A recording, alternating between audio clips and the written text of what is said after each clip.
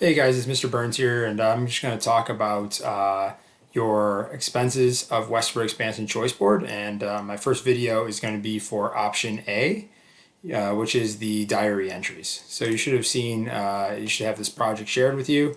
You can see that there's more information on the future slides, and the videos will be posted to slide 4 of this activity, which you have found. You can see here is some description of the option, and this is project A. And option A is the diary entries, where you have to complete 3 diary entries. So what you would do for this one, if you've already done it, but you probably haven't yet, you would make a copy of this document right here. You'd open that link and make a copy. It's going to prompt you to make a copy. When you make a copy, it automatically shares in your drive, your Google Drive, so you can access it easily, and you can move it if you need to. Then you got to make sure that you share it with both of your civic or your history teachers. And these are our email addresses on Google so that we can see it. In order for us to look at it and assess it and give you feedback, you have to be able to share it with us. So that's the second thing you do. And then you complete the entries. So you follow the directions to complete all 3 entries. And then when you're done, you go to slide 7. And on slide 7, you will paste the entry here. Okay, you will paste the entry right here. So what you would do is take that link up here in your screen, you would copy it, the link, not this link to this project, but the link to option A, and you would paste it right here. And one of the cool things that you can do is you can do Control K, and if you Control K, you can paste the link right here, and then you can change the text to say your name, and then you can put option A, like that. And then that way, that's what would appear there. It's pretty cool. All right.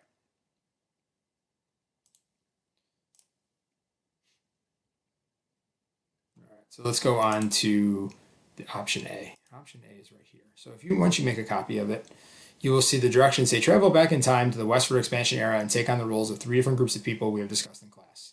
Write 3 diary entries from 3 different roles points of view or viewpoints. Each entry should be a minimum of 5 sentences, really should be longer than that, and use the bulleted points below to guide your writing. You should also include information from class and details to make the diary more realistic.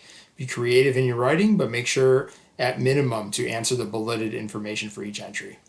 So the first entry, what you're going to do is decide, do you want to write from the point of view of a railwayman or a miner?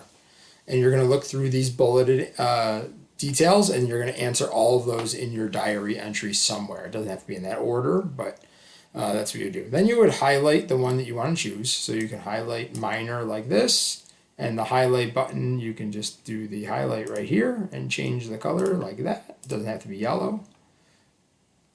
And then you would write your diary entry here. Dear diary, and then signed with your name. And this is where entry 1 will go. Entry number 2, you're going to be either a pioneer or a cattle rancher. And here are the bulleted piece of information that are at least the minimum that you must do. And again, you're going to do the same thing. You would highlight the one that you choose by doing it like this.